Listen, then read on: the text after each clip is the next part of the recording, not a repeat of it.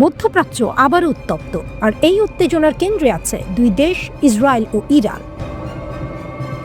ইসরায়েলের প্রধানমন্ত্রী Benjamin Netanyahu অনেকদিন ধরে ইরানকে তাদের সবচেয়ে বড় হুমকি হিসেবে দেখছেন। তার দৃষ্টিতে শুধু ইরান নয়, ইরানের সঙ্গে যুক্ত বিভিন্ন শিয়া মিলিশিয়া গোষ্ঠীও ইসরায়েলের নিরাপত্তার জন্য বড় চ্যালেঞ্জ।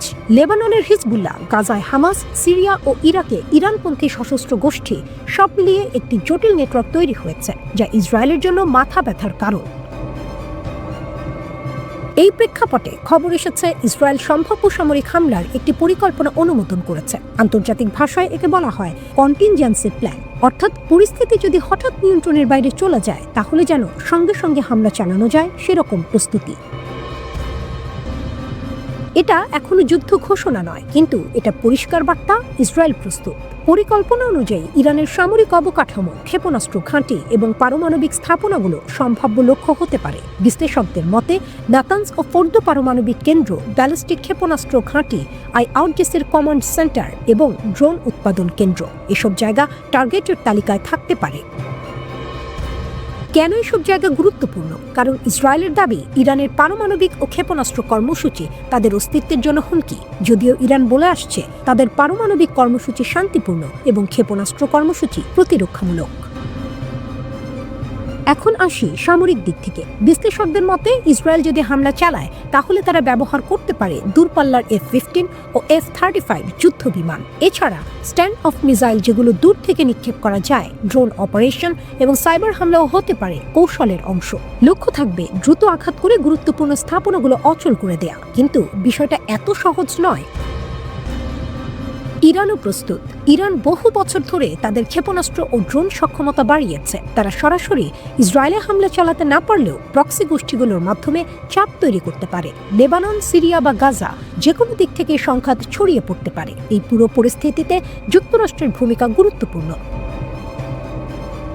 খবর অনুযায়ী যদি বড় ধরনের সংঘাত শুরু হয় তাহলে ওয়াশিংটন তেল আবিবের পাশে থাকবে। মধ্যপ্রাচ্যে ইতোমধ্যে মার্কিন বিমান ও নৌবহর মোতায়েন রয়েছে। গোয়েন্দা তথ্য ও সামরিক সহায়তা দিয়েও যুক্তরাষ্ট্র ইসরায়েলকে সমর্থন দিতে পারে। এখন বড় প্রশ্ন, এতে কি পূর্ণমাত্রার যুদ্ধ শুরু হবে? সম্ভাবনা উড়িয়ে দেওয়া যায় না, কারণ এখানে শুধু দুই দেশের বিষয় নয়, মধ্যপ্রাচ্যের একাধিক দেশ, বিভিন্ন মিলিশিয়া গোষ্ঠী আর বৈশ্বিক শক্তিগুলো জড়িত। একটি হামলা সহজেই বড় আকারের আঞ্চলিক সংঘাতে রূপ নিতে পারে। নেতানিয়াহু রাজনৈতিকভাবেও একটি বার্তা দিতে চাইছেন। তিনি ইরানের বিরুদ্ধে কঠোর অবস্থান নিতে সক্ষম। অন্যদিকে ইরানও বারবার বলছে তারা চাপের কাছে মাথা নত করবে না। ফলে পরিস্থিতি এখন খুব সূক্ষ্ম। সবাই প্রস্তুত, কিন্তু কেউই প্রথমে বড় ভুল করতে চায় না, কারণ একবার যুদ্ধ শুরু হলে তার প্রভাব শুধু ইসরায়েল বা ইরানে সীমাবদ্ধ থাকবে না, পুরো মধ্যপ্রাচ্য কেঁপে উঠতে পারে। ঠিক কি ঘটছে? যুক্তরাষ্ট্র আর ইরানের মধ্যে দুই দেশ কথা বলছে, আবার যুদ্ধের হুমকিও দিচ্ছে। কূটনীতি চলছে, কিন্তু সমুদ্রে দাঁড়িয়ে আছে যুদ্ধজাহাজ। ইরানের সংসদ সদস্য মাহমুদ নাবান দাবি করেছেন ওমান আলোচনার আগে ডোনাল্ড ট্রাম্প নাকি একটি গোপন প্রস্তাব পাঠিয়েছিলেন। প্রস্তাবটা ছিল অবাক করার মতো। ট্রাম্প নাকি বলেছিলেন, আমাকে ইরানে 1-2টি জায়গায় আঘাত করতে দিন, আপনারা জবাব দেবেন, তারপর সব শেষ। অর্থাৎ একটি নিয়ন্ত্রিত সংঘর্ষ, হিসেব করে মারামারি, তারপর থামা। ইরানের দাবি তারা সরাসরি এই প্রস্তাব প্রত্যাখ্যান করেছে। নবান বলেছেন, আপনারা যদি সামান্য ভুল করেন আমরা 3 থেকে 4 হাজার হতাহতের জবাব দেব। এই বক্তব্য সত্য কিনা ওয়াশিংটন বা ট্রাম্প কেউই এখনো মন্তব্য করেননি, কিন্তু এই দাবি একটি জিনিস পরিষ্কার করে, দুই দেশের মধ্যে পর্দার আড়ালে কঠিন বার্তা আদান প্রদান চলছে। যুদ্ধ নিয়ে কথা হচ্ছে সংখ্যায়, হিসাব করে, ঠান্ডা মাথায়। এদিকে প্রকাশ্যে কি হচ্ছে? ওমানে যুক্তরাষ্ট্র ও ইরানের মধ্যে পারমাণবিক ইস্যুতে আলোচনা হয়েছে। ট্রাম্প আলোচনাকে খুব ভালো বলেছে। আগামী সপ্তাহে আরো বৈঠকের পরিকল্পনা আছে, কিন্তু ঠিক সেই সময়েই অন্য এক দৃশ্য। ট্রাম্পের প্রধান ইরান আলোচক স্টিভ উইটকফ এবং জ্যারেড কুশনার গিয়েছেন যুক্তরাষ্ট্রের বিমানবাহী রণতরী USS আব্রাহাম লিঙ্কনের ডেকে। আব্রাহাম লিঙ্কন কোনো সাধারণ জাহাজ নয়, এটি যুক্তরাষ্ট্রের অন্যতম শক্তিশালী বিমানবাহী রণতরী। এর উপস্থিতি আরব সাগরে মানে কূটনীতির পেছনে আছে সামরিক শক্তি। উইটকফ বলেছেন, শান্তি শক্তির মাধ্যমেই আসে, অর্থাৎ কথা চলবে কিন্তু প্রয়োজনে শক্তি ব্যবহারও হবে। ট্রাম্প আগেও সতর্ক করেছেন, ইরান চুক্তিতে না এলে শক্তি ব্যবহার একটি বিকল্প। অন্যদিকে ইরানও নরম নয়। পররাষ্ট্রমন্ত্রী আব্বাস আরাকচি বলেছেন, ইরানের ক্ষেপণাস্ত্র কর্মসূচি নিয়ে কোনো আলোচনা হবে না, এটা তাদের জন্য অআলোচনাযোগ্য। তবে তিনি বলেছেন, যুক্তরাষ্ট্র যদি আন্তরিক হয় এবং বৈধ উদ্বেগ বিবেচনায় নেয় তাহলে কূটনৈতিক পথ খোলা আছে। সমস্যা হলো, একদিকে আলোচনা, অন্যদিকে যুদ্ধ প্রস্তুতি। এই দুই পথ একসঙ্গে কত দূর চলতে পারে? গালফ আরব দেশগুলো উদ্বিগ্ন। তারা আশঙ্কা করছে সামান্য ভুল হিসাব পুরো অঞ্চলকে যুদ্ধে টেনে নিতে পারে। গত বছরের 12 দিনের ইসরায়েল ইরান সংঘাতের স্মৃতি এখনো টাটকা। এর মধ্যে ইরানের সেনাপ্রধান major general Abdur Rahim Musavi কঠোর বার্তা দিয়েছেন। তিনি বলেছেন, ইরানের বিরুদ্ধে সামরিক পদক্ষেপ নিলে শত্রুর জন্য তা হবে সম্পূর্ণ ও কৌশলগত পরাজয়। তিনি সতর্ক করেছেন, কোনো সীমিত হামলা সীমিত থাকবে না, এটি ছড়িয়ে পড়বে পুরো অঞ্চলে, বহু পক্ষ জড়িয়ে যাবে। ইরান বলছে, তাদের বিমান বাহিনী এখন সর্বোচ্চ প্রস্তুত অবস্থায়, যে কোনো হুমকির জবাব দ্রুত ও সমন্বিতভাবে দেওয়া হবে। আক্রমণকারী ও তাদের সমর্থকদের উপর ভারী ও অপূরণীয় ক্ষতি চাপিয়ে দেওয়া হবে। সুপ্রিম লিডার আয়াতুল্লাহ আলী খামেনিও একই বার্তা দিয়েছেন। তিনি বলেছেন, ইরান যুদ্ধ চায় না, কিন্তু কেউ আক্রমণ করলে দৃঢ় আঘাত করা হবে। আর যদি যুক্তরাষ্ট্র যুদ্ধ শুরু করে তা হবে আঞ্চলিক যুদ্ধ, নিয়ন্ত্রণের বাইরে চলে যেতে পারে। ইরান এবার খুব স্পষ্ট করে একটি লাল দাগ টেনে দিয়েছে। পররাষ্ট্রমন্ত্রী আব্বাস আরাকচি পরিষ্কার ভাষায় বলেছেন, ইরান তার প্রতিবেশী দেশগুলোতে আক্রমণ করতে চায় না, কিন্তু যদি যুক্তরাষ্ট্র ইরানে হামলা করে তাহলে মধ্যপ্রাচ্যে যেখানে যেখানে মার্কিন ঘাঁটি আছে সেগুলো বৈধ লক্ষ্যবস্তু হবে। আল জাজিরাকে দেওয়া সাক্ষাৎকারে তিনি বলেন, ইরান সরাসরি আমেরিকার মূল ভূখণ্ডে আঘাত করতে পারবে না, কিন্তু ইরাক, কাতার, বাহরাইন বা অন্যান্য দেশে যেখানে মার্কিন সেনা মোতায়েন আছে সেখানে জবাব দিতে পারবে এবং দেবে। এই বক্তব্যের কেন্দ্রে আছে ইরানের পারমাণবিক কর্মসূচি। আরাকচি স্পষ্ট করেছেন, ইরান তাদের সমৃদ্ধ ইউরেনিয়াম দেশের ভেতরেই রাখবে। কত শতাংশ সমৃদ্ধ করা হবে সেটা নির্ধারণ করবে তাদের জাতীয় প্রয়োজন অনুযায়ী। তার ভাষায়, ইউরেনিয়াম সমৃদ্ধকরণ ইরানের অধিকার এবং এটি নিয়ে কোনো আপোষ হবে না। জিরো এনরিচমেন্ট অর্থাৎ একেবারেই সমৃদ্ধকরণ বন্ধ, এই প্রস্তাব তিনি সরাসরি নাকচ করেছেন। তিনি বলেন, অতীতে পারমাণবিক স্থাপনায় বোমা হামলা হয়েছে, কিন্তু তাতে ইরানের প্রযুক্তিগত সক্ষমতা মুছে যায়নি। তবে তিনি এটাও বলেছেন, সমস্যার সমাধান যুদ্ধ নয়, আলোচনা, কিন্তু সেই আলোচনা হতে হবে সম্মানজনক ও বাস্তবসম্মত। চাপ, হুমকি বা জোর জবরদস্তি দিয়ে কোনো চুক্তি সম্ভব নয়। এখন পর্যন্ত ওয়াশিংটনের সঙ্গে যোগাযোগ হয়েছে পরোক্ষভাবে এবং শুধু পারমাণবিক ইস্যুতে সীমাবদ্ধ। তিনি বলেন, আলোচনার শুরু ভালো হলেও পারস্পরিক বিশ্বাস গড়ে তুলতে সময় লাগবে। একটি বিষয় তিনি একদম পরিষ্কার করে দিয়েছেন, ইরানের ক্ষেপণাস্ত্র কর্মসূচি নিয়ে কোনো আলোচনা হবে না, এখন না, ভবিষ্যতেও না। অন্যদিকে তিনি যুক্তরাষ্ট্রকে অভিযুক্ত করেছেন, তারা ইসরায়েলকে মধ্যপ্রাচ্যে আধিপত্য বিস্তারে সহায়তা করছে। তার মতে, বর্তমান পরিস্থিতি আত্মরক্ষার জন্য নয়, বরং ইসরায়েলকে আঞ্চলিক শ্রেষ্ঠত্ব দেওয়ার জন্য তৈরি করা হয়েছে। এই বক্তব্য এমন এক সময় এসেছে যখন যুক্তরাষ্ট্র ইরানের ওপর চাপ বাড়াচ্ছে। প্রেসিডেন্ট ডোনাল্ড ট্রাম্প বলেছেন, চুক্তি করতে তাদের তাড়া নেই, কিন্তু চুক্তি না হলে খুব কঠিন পরিণতি হবে। তিনি একটি নির্বাহী আদেশে সই করেছেন, যার মাধ্যমে ইরানি পণ্য আমদানি করা দেশগুলোর ওপর শুল্ক আরোপ করা হবে। যুক্তরাষ্ট্রের অর্থ মন্ত্রণালয়ও নতুন নিষেধাজ্ঞা ঘোষণা করেছে ব্যক্তি, কোম্পানি ও জাহাজের ওপর। মাস্কাটে সাম্প্রতিক আলোচনায় দুই পক্ষই তাদের আগের অবস্থান থেকে সরেনি। ইরান আবারও বলেছে তারা সমৃদ্ধকরণ বন্ধ করবে না। এর মধ্যেই মার্কিন পররাষ্ট্র দপ্তর তাদের নাগরিকদের ইরান ছাড়ার পরামর্শ দিয়েছে।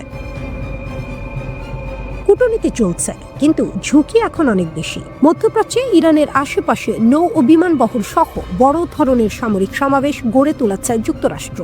ট্রাম্প দাবি করেছেন, ইরানকে ইউরেনিয়াম সমৃদ্ধকরণ থেকে সরে আসতে হবে। এর পাশাপাশি ব্যালিস্টিক ক্ষেপণাস্ত্র উৎপাদন ও আশেপাশের অঞ্চলের সশস্ত্র গোষ্ঠীগুলোকে সমর্থন দেওয়া বন্ধ করতে হবে, অন্যথায় ফের ইরানের হামলা চালানো হবে বলে হুমকি দিয়েছেন তিনি। ইউরেনিয়াম সমৃদ্ধকরণের মাধ্যমে ইরান পারমাণবিক বোমা তৈরির প্রচেষ্টা চালাচ্ছে বলে সন্দেহ যুক্তরাষ্ট্র ও ইসরায়েল সহ পশ্চিমা শক্তিগুলোর। ইরান দীর্ঘদিন ধরে বলে আসছে, তাদের পারমাণবিক প্রকল্পগুলো শান্তিপূর্ণ উদ্দেশ্যে নিবেদিত, পারমাণবিক জ্বালানি দিয়ে বোমা বানানোর কোনো ইচ্ছা তাদের নেই। রয়টার্স লিখেছে, ইরানের পারমাণবিক প্রকল্প ঘিরে পশ্চিমের সঙ্গে দীর্ঘদিনের বিরোধ নিয়ে উভয় পক্ষই কূটনীতি পুনরুজ্জীবনের ইঙ্গিত দেওয়া সত্ত্বেও আরাকচি সুনির্দিষ্ট বিষয়ের বাইরে আলোচনা আরও বিস্তৃত করার বিষয়টি উপেক্ষা করেছেন। যদি হঠাৎ আকাশ ভরে যায় হাজার হাজার ড্রোনে, ভাবুন এক মুহূর্তের জন্য ওমান সাগর বা পারস্য উপসাগর থেকে আমেরিকার একটি বিশাল বিমানবাহী রণতরী ইরানের দিকে এগিয়ে আসছে। সঙ্গে আছে ডেস্ট্রয়ার, ফ্রিগেট, মিসাইলবাহী যুদ্ধ জাহাজ, একটি পূর্ণাঙ্গ ক্যারিয়ার স্ট্রাইক গ্রুপ। হঠাৎ রাডারে ধরা পড়ল অস্বাভাবিক কিছু। আকাশে উঠছে শত শত, না হাজার হাজার ড্রোন। সবগুলোর লক্ষ্য একটাই, এই বহরের নেতা বিশাল এয়ারক্রাফট ক্যারিয়ার। এটাই হচ্ছে সেই ভয়ঙ্কর কৌশল যেটা নিয়ে এখন সামরিক বিশ্লেষকরা সবচেয়ে বেশি আলোচনা করছেন। এয়ারক্রাফট ক্যারিয়ার কি অজেয়? আমরা সাধারণত ভাবি আমেরিকার বিমানবাহী রণতরী মানেই অজেয় শক্তি। এগুলোর এয়ার ডিফেন্স খুব শক্তিশালী। আছে আধুনিক রাডার, এয়ার ডিফেন্স গান, একের পর এক মিসাইল সিস্টেম। কিন্তু একটা বড় সমস্যা আছে, এগুলো একসাথে হাজার হাজার লক্ষ্যবস্তু মোকাবিলার জন্য তৈরি না। যদি একসাথে অল্প কয়েকটা মিসাইল আসে, ঠেকানো সম্ভব, কিন্তু যদি আকাশ ভরে যায় ড্রোনে, সবগুলোকে ধ্বংস করা প্রায় অসম্ভব। আর এখানেই আসে ইরানের ভয়ঙ্কর পরিকল্পনা।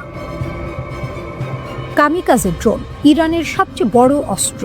ইরানের ইসলামী বিপ্লবী গার্ড বাহিনী IRGC বছরের পর বছর ধরে হাজার হাজার কামিকাজে ড্রোন তৈরি করেছে। সবচেয়ে পরিচিত দুটি মডেল শাহিদ 131, শাহিদ 136। এই ড্রোনগুলো কতটা ভয়ঙ্কর তা ইউক্রেন যুদ্ধ দেখলেই বোঝা যায়। ইরান এই প্রযুক্তি রাশিয়াকে দিয়েছে। রাশিয়া সেই ডিজাইন ব্যবহার করে বানিয়েছে জেরান ড্রোন। আজ ইউক্রেনের শহরগুলোতে প্রতিদিন যে ড্রোন হামলা হচ্ছে তার পেছনে এই প্রযুক্তিই কাজ করছে। ড্রোন বনাম মিসাইল। কেন ড্রোন বেশি বিপজ্জনক? একটা মিসাইল খুব দামি, একটা ড্রোন তুলনামূলকভাবে অনেক সস্তা। কিন্তু সমস্যা হলো একসাথে হাজার হাজার ড্রোন ছোড়া যায়। এই কৌশলকে সামরিক ভাষায় বলা হয় সোয়ার্ম অ্যাটাক। এর মানে কি, শত্রুর এয়ার ডিফেন্স যতই শক্তিশালী হোক, সে সব লক্ষ্য ধরতে পারবে না, সবকিছুর উপর মিসাইল নষ্ট করতে পারবে না। শেষ পর্যন্ত কিছু ড্রোন ঢুকবে। আর একটা এয়ারক্রাফট ক্যারিয়ারে যদি ঠিক জায়গায় মাত্র কয়েকটি ড্রোন আঘাত করে, তাতেই ভয়াবহ ক্ষতি হতে পারে। ইরান কি এটা আগেও করেছে?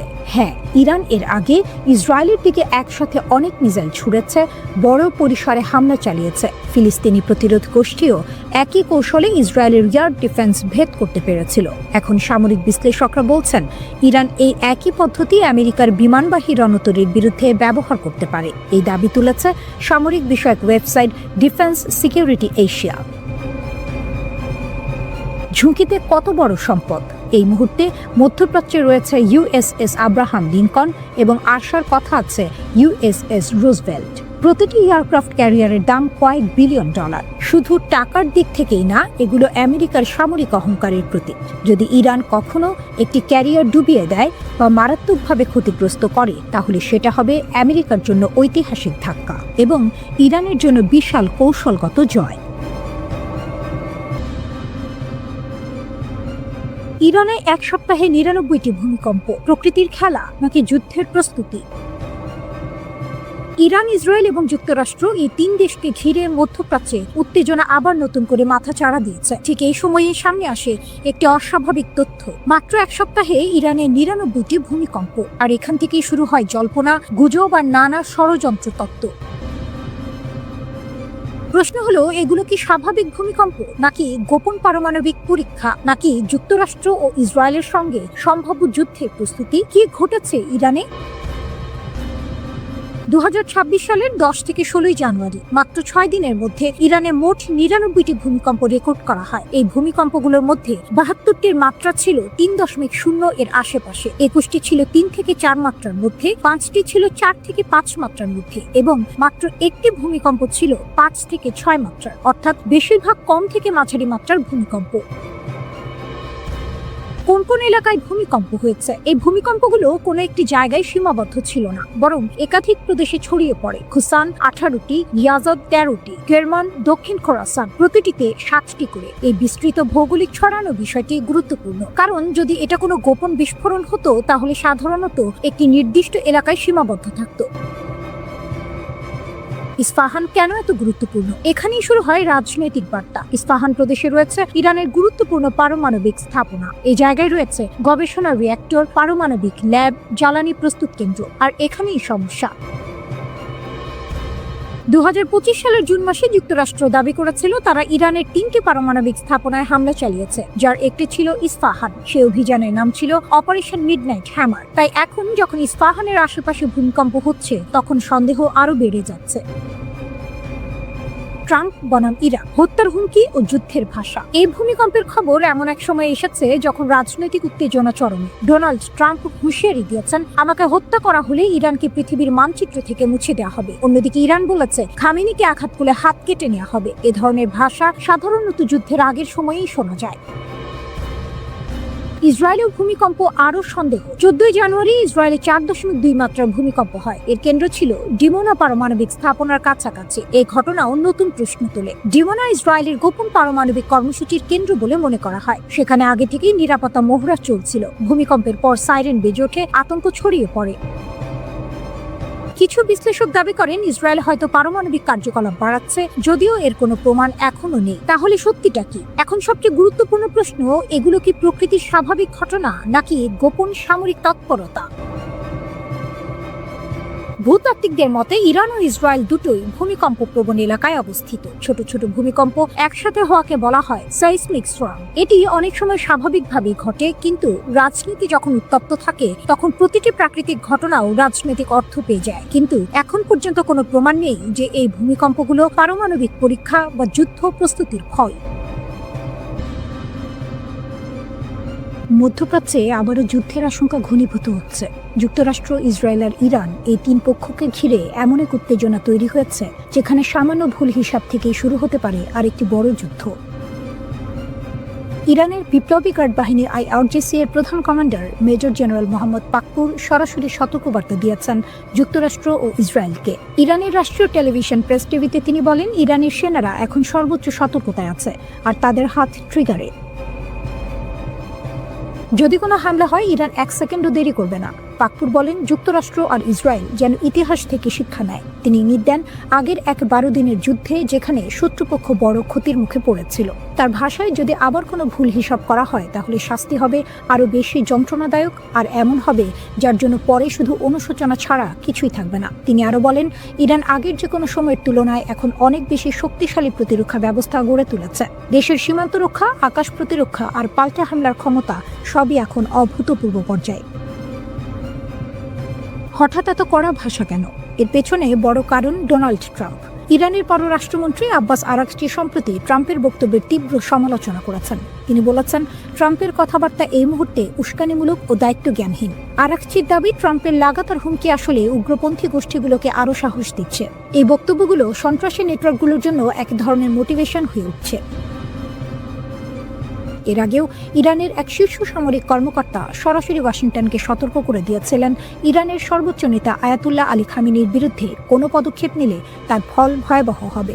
এই প্রেক্ষাপটেই আসে ইরানের সবচেয়ে কড়া বার্তা। এক ইরানি জেনারেল বলেন, আমরা ট্রাম্পের চিৎকারকে গুরুত্ব দিই না, কিন্তু তিনি জানেন যদি আমাদের নেতার দিকে কেউ হাত বাড়ায় তাহলে সেই হাত শুধু কাটা হবে না, আমরা তাদের পুরো দুনিয়ায় আগুনে জ্বালিয়ে দেব। তিনি আরও বলেন, শত্রুপক্ষের জন্য এই অঞ্চলে কোনো নিরাপদ জায়গা থাকবে না। ইরানের ভূখণ্ডের 1 ইঞ্চিও যদি লঙ্ঘন করা হয় তাহলে হুমকি বড় হওয়ার আগেই তা ধ্বংস করা হবে। অন্য পাশে যুক্তরাষ্ট্রও বসে নেই। মার্কিন সেন্ট্রাল কমান্ড জানিয়েছে মধ্যপ্রাচ্যে আরও যুদ্ধ বিমান মোতায়েন করা হচ্ছে। বিশ্লেষকদের মতে এটা স্পষ্ট ইঙ্গিত ওয়াশিংটন সম্ভাব্য সংঘাতের জন্য প্রস্তুতি নিচ্ছে। এই উত্তেজনার মাঝেই আরেকটি অদ্ভুত ঘটনা ঘটে। 20 থেকে 21 জানুয়ারির রাতে ডোনাল্ড ট্রাম্পের বিমান মাঝপথে যান্ত্রিক সমস্যার পরে তিনি বাধ্য হন বিমান বদলাতে। মেরিল্যান্ডের জয়েন্ট বেস ইন রুজে ফিরে গিয়ে অন্য বিমানে যাত্রা শুরু করেন। ট্রাম্প তখন যাচ্ছিলেন সুইজারল্যান্ডের ডাভোসে 2026 সালে ওয়ার্ল্ড ইকোনমিক ফোরামে যোগ দিতে।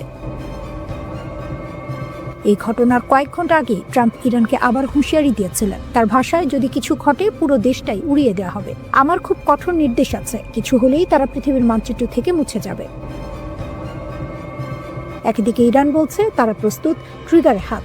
অন্যদিকে যুক্তরাষ্ট্র বলছে হামলা হলে ধ্বংস অনিবার্য। এই মুহূর্তে মধ্যপ্রাচ্যে দাঁড়িয়ে আছে এক ভয়ঙ্কর মোড়ে। এটা হয় শক্তি দেখিয়ে যুদ্ধ ঠেকানোর খেলা, না হয় এমন এক সংঘাতের শুরু যার প্রভাব পুরো বিশ্বে ছড়িয়ে পড়তে পারে। ইরান ও যুক্তরাষ্ট্রের মধ্যে উত্তেজনা আবারও বিপজ্জনক পর্যায়ে পৌঁছেছে। দুপক্ষের বক্তব্যে এখন আর কূটনৈতিক ভাষা নেই, আছে সরাসরি হুমকি, পাল্টা হুমকি এবং শক্তি প্রদর্শন। প্রশ্ন হচ্ছে, এই উত্তেজনা কি আবার যুদ্ধের দিকে গড়াচ্ছে? ইরানের সশস্ত্র বাহিনীর মুখপাত্র জেনারেল আবুল ফাজল শাখারি সরাসরি বলেছেন, ট্রাম্পের হুমকিকে আমরা খুব একটা গুরুত্ব দিই না, কিন্তু যদি আমাদের সর্বোচ্চ নেতার দিকে কোনো আক্রমণাত্মক হাত বাড়ানো হয় তাহলে সেই হাত কেটে ফেলা হবে। শুধু তাই নয়, তিনি আরও বলেন, আমরা তাদের শান্তি ও নিরাপত্তা কেড়ে নেব, তাদের পৃথিবী আগুনে পুড়বে। এই বক্তব্য এসেছে এমন এক সময়ে যখন ডোনাল্ড ট্রাম্প প্রকাশ্যে বলেছেন ইরানের নেতৃত্ব পরিবর্তনের প্রয়োজন আছে। অর্থাৎ শুধু নীতি পরিবর্তন নয়, শাসন ব্যবস্থাই বদলাতে হবে, এমন ইঙ্গিত দিয়েছেন তিনি।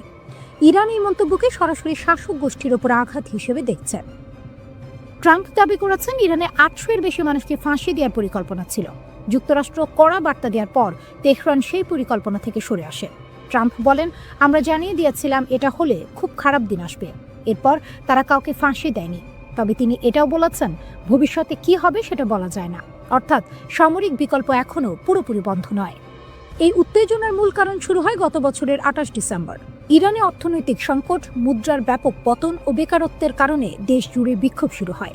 সরকার কঠোর হাতে তা দমন করে। যুক্তরাষ্ট্রভিত্তিক মানবাধিকার সংস্থাগুলোর দাবি, এই দমনে অন্তত ৪৫১০ জন নিহত হয়েছে। ইরানের সর্বোচ্চ নেতা আয়াতুল্লাহ আলী খামেনি এসব মৃত্যুর জন্য সরাসরি যুক্তরাষ্ট্রকে দায়ী করেছেন। তিনি ট্রাম্পকে অপরাধী আখ্যা দিয়ে বলেছেন, যুক্তরাষ্ট্রই এই অস্থিরতা উস্কে দিয়েছে। এই পরিস্থিতিতে আরেকটি গুরুতর আশঙ্কার কথা বলেছেন আন্তর্জাতিক বিশ্লেষকরা। সাবেক পারমাণবিক অস্ত্র পরিদর্শক ডেভিড অলব্রাইট বলেছেন, ইরানের ভেতরে যদি দীর্ঘদিন বিশৃঙ্খলা চলতে থাকে তাহলে দেশটি তার পারমাণবিক স্থাপনাগুলো সুরক্ষিত রাখতে ব্যর্থ হতে পারে। ইন্টারনেট বন্ধ, প্রশাসনিক অচলাবস্থা সব মিলিয়ে পারমাণবিক নিরাপত্তা ঝুঁকির মুখে পড়তে পারে। এর মধ্যে ইসরায়েল নতুন করে হুঁশিয়ারি দিয়েছে। গত বছর ইরান ও ইসরায়েলের মধ্যে ১২ দিনের যুদ্ধ হয়েছিল। সেই অভিজ্ঞতা সামনে রেখে ইসরায়েল বলছে, ইরান যদি আবার ভুল হিসাব করে হামলা চালায় তাহলে এমন শক্তি দিয়ে জবাব দেওয়া হবে যা ইরান আগে কখনো দেখেনি। ইরানও কেবল সামরিক ভাষায় সীমাবদ্ধ নেই, তারা এবার আইনি পথে হাঁটছে। তেহরান ঘোষণা দিয়েছে, যুক্তরাষ্ট্র ও ইসরায়েলের বিরুদ্ধে আন্তর্জাতিক আদালতে মামলা করার প্রস্তুতি চলছে। দেশ জুড়ে বিশেষ তদন্ত দল গঠন করা হয়েছে। যুদ্ধকালীন ক্ষয়ক্ষতি, নিহতদের তথ্য, সাক্ষ্য সব সংগ্রহ করা হচ্ছে। একই সঙ্গে দেশের ভেতরে নিয়ন্ত্রণ আরও কড়া করা হয়েছে। ইরান সরকার প্রায় ৪০,০০০ স্টারলিংক স্যাটেলাইট ইন্টারনেট সংযোগ বন্ধ করে দিয়েছে। তাদের দাবি, এই নেটওয়ার্ক ব্যবহার করে যুক্তরাষ্ট্র ও ইসরায়েল বিক্ষোভ উস্কে দিচ্ছে।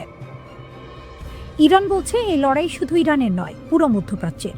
ইরান, ইরাক, হিজবুল্লাহ, ফিলিস্তিনি গোষ্ঠী ও ইয়েমেনের আনসারুল্লাহ সবাই একসঙ্গে যুক্তরাষ্ট্র ও ইসরায়েলের বিরুদ্ধে দাঁড়াবে। ইরানের বিমান প্রতিরক্ষা ব্যবস্থা সত্যিই কি যুক্তরাষ্ট্র ও ইসরায়েলের ভয়ঙ্কর আক্রমণ ঠেকাতে পারবে? এই লড়াইটা শুধু মিসাইল বনাম মিসাইলের নয়, এটা রাডার, স্টেলথ প্রযুক্তি আর কয়েক সেকেন্ডের সিদ্ধান্তের যুদ্ধ। এক মুহূর্ত দেরি মানেই ধ্বংস। ইরানের জন্য সবচেয়ে বড় হুমকি হচ্ছে যুক্তরাষ্ট্র ও ইসরায়েলের ব্যবহার করা F-35 লাইটেনিং II যুদ্ধ বিমান। এগুলো পঞ্চম প্রজন্মের স্টেলথ ফাইটার জেট। সাধারণ ভাষায় বললে, এই বিমানগুলো এমনভাবে তৈরি যে রাডার সহজে ধরতেই পারে না।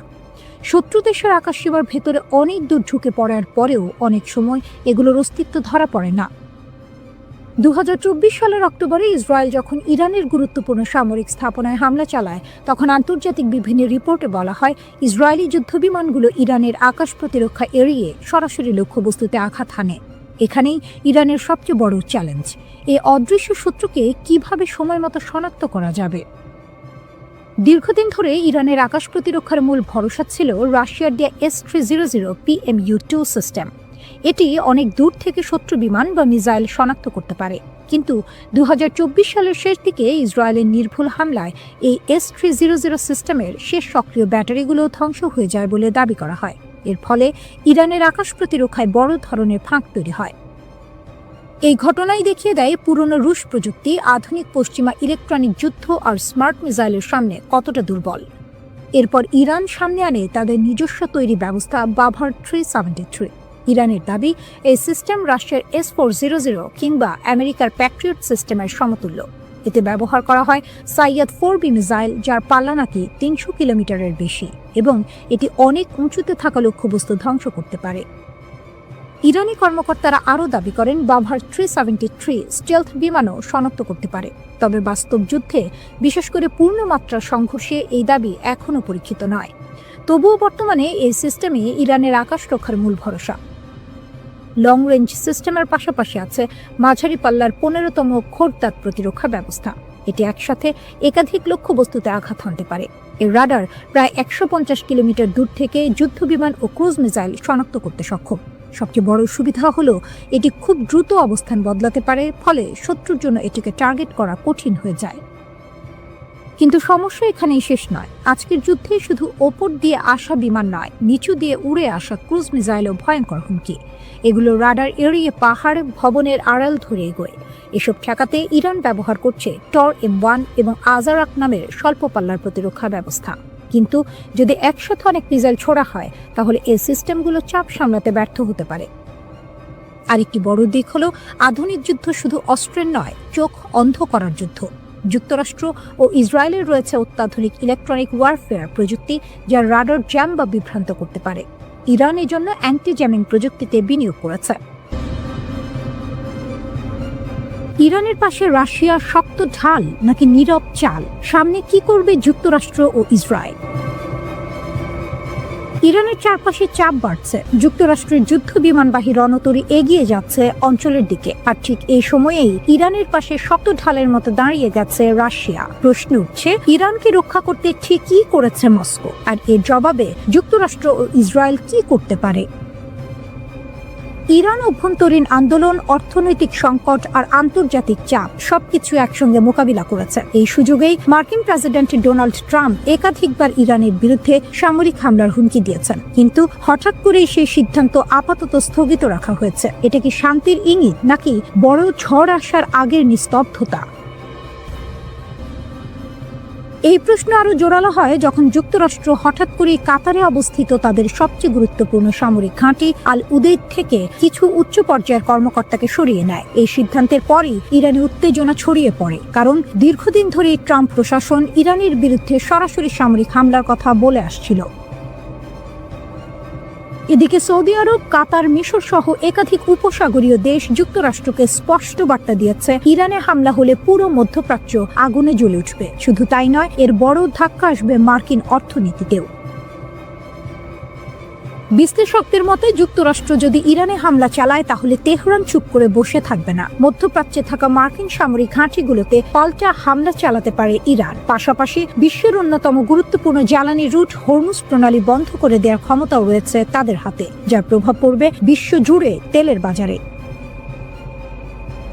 এই উত্তেজনার মাঝেই প্রশ্ন ওঠে, ইরানের ভেতরের আন্দোলনের অবস্থা এখন কি? আন্তর্জাতিক সংবাদ মাধ্যমগুলো জানাচ্ছে, ইরানে এখনো পুরোপুরি ইন্টারনেট চালু হয়নি, তবে সরকার বিরোধী আন্দোলনের তীব্রতা অনেকটাই কমে এসেছে। কারণ হিসেবে বলা হচ্ছে, সহিংস আন্দোলনকারীদের বিরুদ্ধে ইরানের আইন শৃঙ্খলা বাহিনী কঠোর ব্যবস্থা নিয়েছে। ব্যাপক গ্রেপ্তার আর নজরদারির ফলে আন্দোলনের গতি ধীরে ধীরে থেমে গেছে। এখানেই আসে রাশিয়ার ভূমিকা। ইউক্রেন যুদ্ধে ইরান যে ড্রোন ও অন্যান্য সহযোগিতা রাশিয়াকে দিয়েছিল, সেই কথা ভুলে যাননি প্রেসিডেন্ট ভ্লাদিমির পুতিন। ইরান যখন নিজেই সংকটে পড়ে, তখন নীরব না থেকে সাহায্যের হাত বাড়িয়ে দেয় মস্কো। আন্দোলনের সময় ইরান সরকার ইন্টারনেট বন্ধ করে দিলে ট্রাম্পের ঘনিষ্ঠ ব্যবসায়ী ইলন মাস্ক ঘোষণা দেন, তিনি ইরানিদের জন্য বিনামূল্যে স্টারলিংক স্যাটেলাইট ইন্টারনেট চালু করবেন। উদ্দেশ্য ছিল আন্দোলনকারীদের যোগাযোগ সহজ করা, কিন্তু এই পরিকল্পনাও পুরোপুরি সফল হয়নি। খবর অনুযায়ী স্টারলিংক ঠেকাতে ইরান ব্যবহার করেছে রাশিয়ার দেয়া বিশেষ প্রযুক্তি। এক ধরনের জ্যামার ব্যবহার করে স্টারলিংকের আপলিংক ও ডাউনলিংক ট্রাফিকের প্রায় 80% ক্ষতিগ্রস্ত করা হয়। ফলে ইলন মাস্কের উদ্যোগ বড় বাধার মুখে পড়ে। শুধু প্রযুক্তিগত সহায়তাই নয়, কূটনৈতিকভাবেও ইরানের পাশে দাঁড়িয়েছে রাশিয়া। পুতিন প্রকাশ্যে জানিয়েছে, তিনি ইরানের বিরুদ্ধে যে কোনো সামরিক আগ্রাসনের বিরোধী। একই সঙ্গে যুক্তরাষ্ট্র ও ইরানের উত্তেজনা কমাতে মধ্যস্থতাকারীর ভূমিকাও নিতে প্রস্তুত তিনি।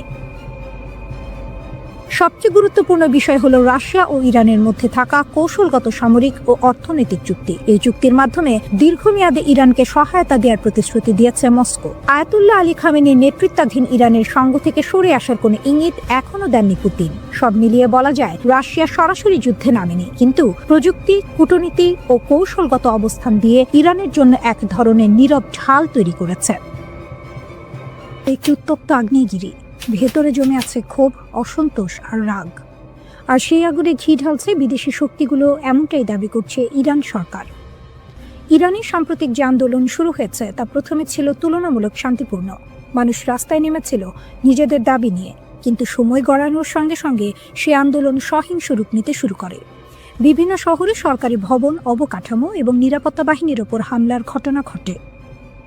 ইরান সরকারের বক্তব্য পরিষ্কার, তাদের দাবি এই আন্দোলনকে কাজে লাগিয়ে দেশকে অস্থিতিশীল করার চেষ্টা করছে বিদেশি শত্রুরা, বিশেষ করে যুক্তরাষ্ট্র ও ইসরায়েল।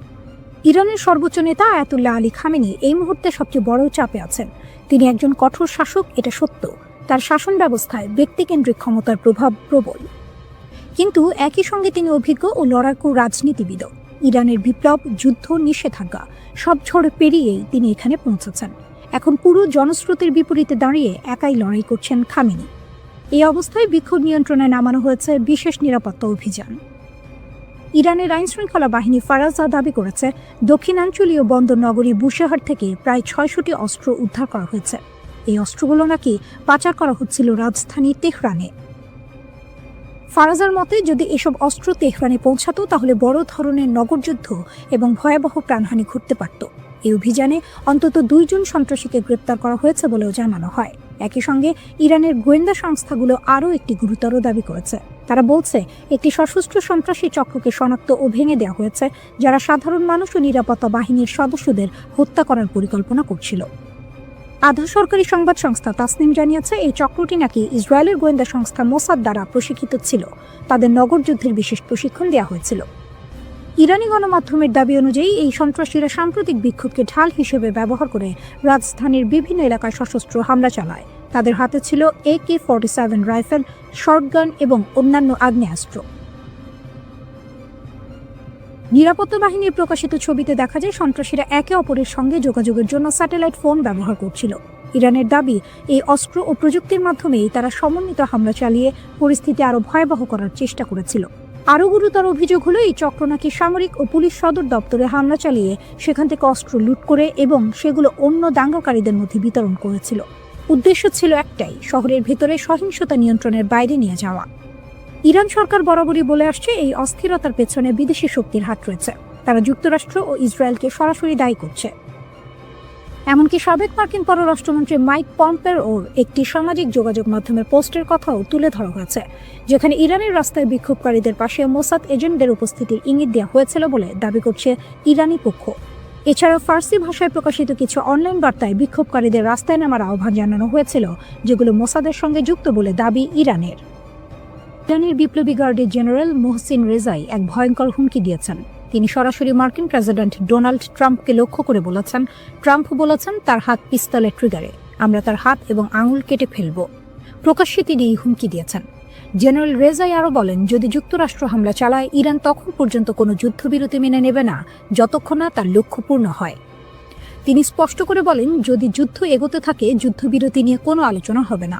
ট্রাম্পকে সতর্ক করে তিনি যোগ করেছেন, আমরা যা সংযম এবং কৌশল দেখেছি, আপনি তো উপেক্ষা করছেন।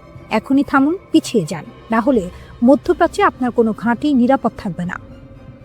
এই হুমকির পর কিছুটা শিথিল হয়েছে উত্তেজনা। মধ্যপ্রাচ্যের উপসাগরীয় দেশগুলো সৌদি আরব, কাতার এবং ওমান যুক্তরাষ্ট্রের প্রেসিডেন্ট ট্রাম্পকে শান্ত থাকার পরামর্শ দিয়েছে।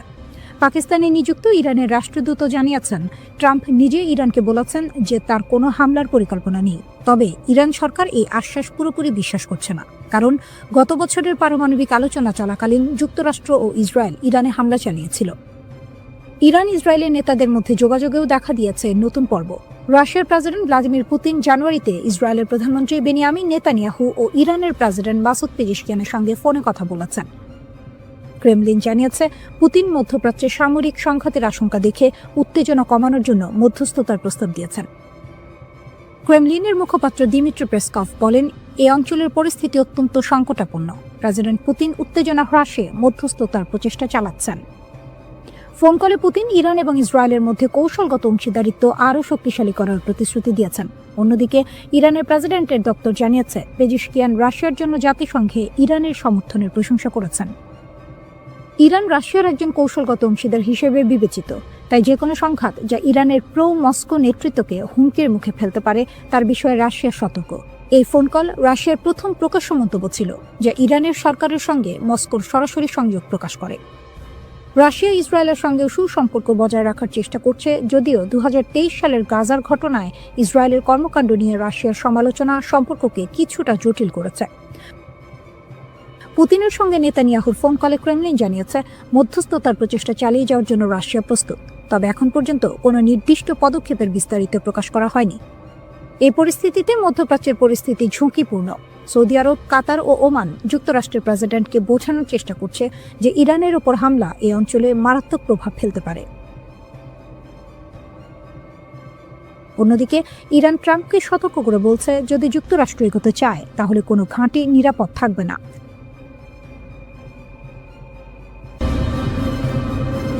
মধ্যপ্রাচ্য যেন বারুদের স্তূপ, একটু হাওয়া লাগলেই বিস্ফোরণ।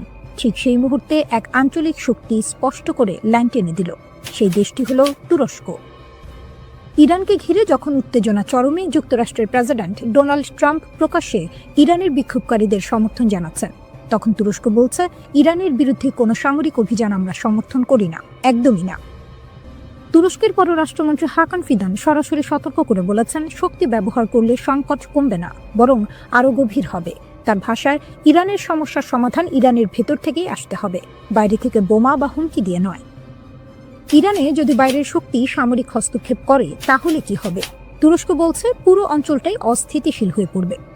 হাকান ফিদান পরিষ্কার করে বলেছেন, আমরা চাই সমস্যার সমাধান হোক সংলাপের মাধ্যমে।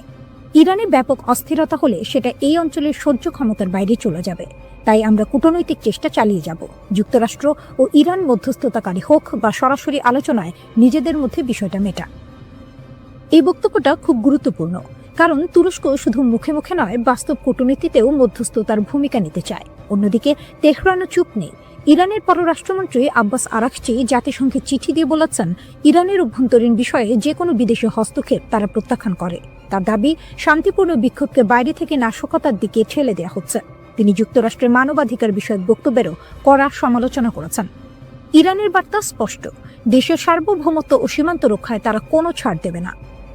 এই উত্তেজনার মধ্যেই আরেকটি নীরব কিন্তু গুরুত্বপূর্ণ ঘটনা ঘটেছে। একসময়ের চরম প্রতিদ্বন্দ্বী ইরান ও সৌদি আরব আঞ্চলিক নিরাপত্তা নিয়ে আলোচনা করছে। দুই দেশের পররাষ্ট্রমন্ত্রীদের বৈঠক ইঙ্গিত দিচ্ছে, মধ্যপ্রাচ্যের রাজনীতিতে নতুন সমীকরণ তৈরি হচ্ছে। চীন প্রকাশ্যে যুক্তরাষ্ট্রের সমালোচনা করেছে। বেজিং বলছে, কোনো দেশের অভ্যন্তরীণ বিষয়ে হস্তক্ষেপ আন্তর্জাতিক আইনের লঙ্ঘন। তাদের মতে, জাতিসংঘ সনদের ভিত্তিতে গড়া আন্তর্জাতিক আইনই বৈশ্বিক ব্যবস্থার মূল স্তম্ভ।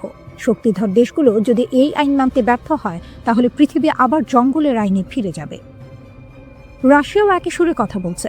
রুশ পররাষ্ট্রমন্ত্রী সের্গেই ল্যাভরভ বলেছেন, যুক্তরাষ্ট্র নিজেরাই যে আন্তর্জাতিক ব্যবস্থা গড়েছিল, এখন তারাই সেটাকে ভেঙে ফেলছে। তিনি স্পষ্ট করে জানিয়েছেন, ইরান ও রাশিয়ার সম্পর্ক কোনো তৃতীয় পক্ষ ভাঙতে পারবে না। বুশেহর পারমাণবিক বিদ্যুৎ কেন্দ্র থেকে শুরু করে উত্তর দক্ষিণ করিডোর এই সহযোগিতা দীর্ঘমেয়াদী। এই মুহূর্তে তুরস্ক, চীন, রাশিয়া তিন দেশই বলছে, যুদ্ধ নয়, সংলাপই শেষ রাস্তা। কিন্তু ইতিহাস বলে, উত্তেজনার সময় সবচেয়ে কঠিন কাজটাই হলো শান্ত থাকা। এদিকে ইরানে হামলার হুমকির মধ্যে মধ্যপ্রাচ্যে বিমানবাহী রণতরী পাঠাচ্ছে যুক্তরাষ্ট্র। মার্কিন প্রতিরক্ষা দপ্তর পেন্টাগনের নির্দেশে বিমানবাহী রণতরী USS আব্রাহাম লিঙ্কন এবং এর সঙ্গে থাকা স্ট্রাইক গ্রুপ দক্ষিণ চীন সাগর থেকে মধ্যপ্রাচ্যের দিকে যাত্রা শুরু করেছে। যুক্তরাষ্ট্র এর সম্প্রচার মাধ্যম নিউজ নেশনের এক প্রতিবেদনে এই কথা বলা হয়েছে। ভেনেজুয়েলায় অভিযানের কারণে বর্তমানে মধ্যপ্রাচ্য বা ইউরোপে যুক্তরাষ্ট্রের বিমানবাহী কোনো রণতরী মোতায়েন নেই। এমন সময়েই যুক্তরাষ্ট্র মধ্যপ্রাচ্যে বিমানবাহী রণতরী পাঠাচ্ছে। ওয়াল স্ট্রিট জার্নালের প্রতিবেদনে বলা হয়েছে, বর্তমানে ক্যারিবীয় অঞ্চলে যুক্তরাষ্ট্রের 12টি যুদ্ধজাহাজ মোতায়েন করা হয়েছে, আর বর্তমানে মধ্যপ্রাচ্যে দেশটির যুদ্ধজাহাজ রয়েছে 6টি। ইরান এখন রুদ্ধশ্বাস এক সন্ধিক্ষণে দাঁড়িয়ে। রাস্তায় আগুন, স্লোগান, ভাঙচুর। আবার সেই রাস্তাতেই বিপরীত চিত্র, হাজার হাজার মানুষ রাষ্ট্রের পতাকা হাতে নেমে এসেছে সরকার ও সর্বোচ্চ নেতার পক্ষে। দেশ জুড়ে চলমান বিক্ষোভের মধ্যে ইরান কার্যত দুই ধারায় বিভক্ত।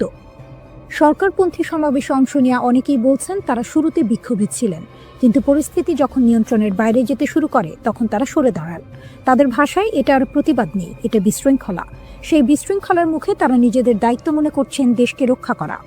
রাষ্ট্রীয় টেলিভিশনে সম্প্রচারিত ভিডিওতে দেখা যায়, তেহরান সহ একাধিক শহরে বিশাল জনসমাবেশ, মানুষ হাতে ইরানের পতাকা, সর্বোচ্চ নেতার ছবি, স্লোগানে মুখর রাজপথ, নেতৃত্বের প্রতি আনুগত্যের ঘোষণা, শক্ত অবস্থানে রাষ্ট্রযন্ত্র ও তার সমর্থকরা। এই অভ্যন্তরীণ উত্তেজনার মধ্যে আন্তর্জাতিক মাত্রা যোগ করেছে ওয়াশিংটন। মার্কিন প্রেসিডেন্ট ডোনাল্ড ট্রাম্প প্রকাশ্যে হুঁশিয়ারি দিয়েছেন, বিক্ষোভকারীদের ক্ষতি হলে যুক্তরাষ্ট্র কঠোর প্রতিক্রিয়া দেখাবে। তিনি দাবি করেছেন পরিস্থিতি খুব কাছ থেকে পর্যবেক্ষণ করা হচ্ছে। এর আগেও ট্রাম্প ইঙ্গিত দিয়েছিলেন সহিংসতা বাড়লে যুক্তরাষ্ট্র বিক্ষোভকারীদের পাশে দাঁড়াতে পারে। ইরান এই অভিযোগ সরাসরি নাকচ করেছে। দেশটির পররাষ্ট্রমন্ত্রী আব্বাস আরাকচি অভিযোগ তুলেছেন যুক্তরাষ্ট্র ও ইসরায়েল এই অস্থিরতার পেছনে জড়িত।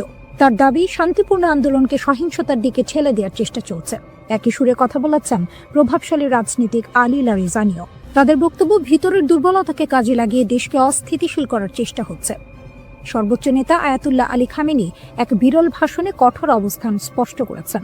তিনি বলেছেন রাষ্ট্র ধ্বংসের চেষ্টা সহ্য করা হবে না। তার ভাষায় ইসলামী প্রজাতন্ত্র ত্যাগের উপর দাঁড়িয়ে আছে এবং প্রয়োজন হলে নিজেকে রক্ষায় শক্তি প্রয়োগ করবে। সরকারি সূত্র জানায় নিরাপত্তা বাহিনী ইতোমধ্যে ব্যাপক ধরপাকড় শুরু করেছে। শত শত মানুষ আটক, বিপুল অস্ত্র উদ্ধারের দাবিও করা হয়েছে।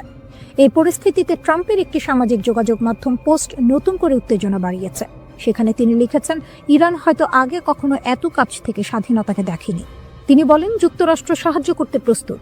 কী ধরনের সাহায্য তা স্পষ্ট নয়, কিন্তু তেহরানের কাছে এটি স্পষ্ট বার্তা, বিদেশি হস্তক্ষেপের ইঙ্গিত। বিক্ষোভ যখন টানা দ্বিতীয় সপ্তাহে, তখন সর্বোচ্চ নেতা সরাসরি ট্রাম্পকে আক্রমণ করেছেন। তিনি তাকে অহংকারী আখ্যা দিয়ে বলেছেন তার হাতে ইরানিদের রক্ত লেগে আছে।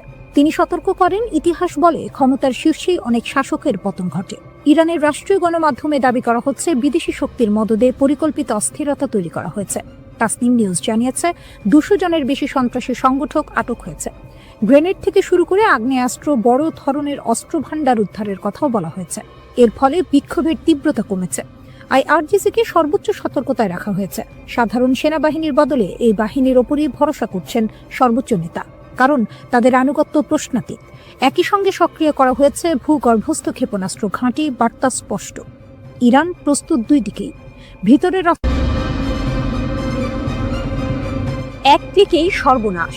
ইরান যেভাবে ইসরায়েলিদের জালে ফাঁসালো, একটা বেনামি মেসেজ, একটা টেলিগ্রাম লিঙ্ক আর লোভনীয় অর্থের হাতছানি, এভাবেই ইরান ইসরায়েলের মাটিতে তাদের গুপ্তচর বৃত্তির জাল বিছিয়েছিল। আপাত দৃষ্টিতে নিরীহ ছোট ছোট কাজ দিয়ে শুরু, যা শেষ পর্যন্ত ইসরায়েলের জন্য বিশাল এক মাথা ব্যথার কারণ হয়ে দাঁড়িয়েছিল। কিন্তু আসল চমকটা লুকিয়ে ছিল অন্য কোথাও।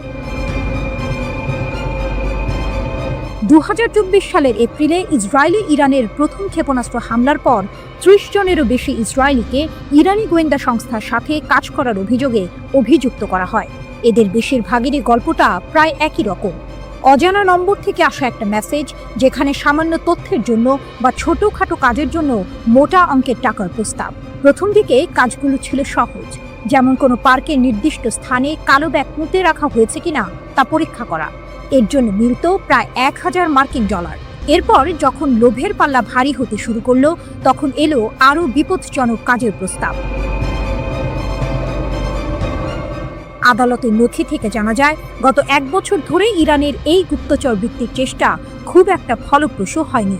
তারা ইসরায়েলের উচ্চপদস্থ কর্মকর্তাদের হত্যা করার যে আকাঙ্ক্ষা করেছিল তা পূরণ করতে পারেনি। তবে তাদের কৌশল ছিল মারাত্মক কার্যকর। এত বেশি ইসরায়েলি সাধারণ অভিযান চালাতে রাজি ছিল যে কৌশলগতভাবে গুরুত্বপূর্ণ স্থানগুলির তথ্য সংগ্রহের জন্য গুপ্তচর বৃত্তি অভিযান সফল হতে পারত, যা পরবর্তীতে ইরানি ব্যালিস্টিক ক্ষেপণাস্ত্রের লক্ষ্যবস্তুতে পরিণত হতো। যোগাযোগের পদ্ধতি ছিল বেশ সহজবোধ্য। একটি টেক্সট মেসেজ, যার প্রেরক নিজেকে সংবাদ সংস্থা হিসেবে পরিচয় দিত।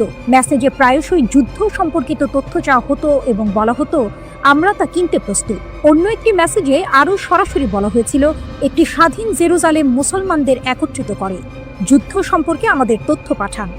এরপরই আসতো টেলিগ্রাম অ্যাপের একটি লিঙ্ক, যেখানে নতুন করে কথোপকথন শুরু হতো।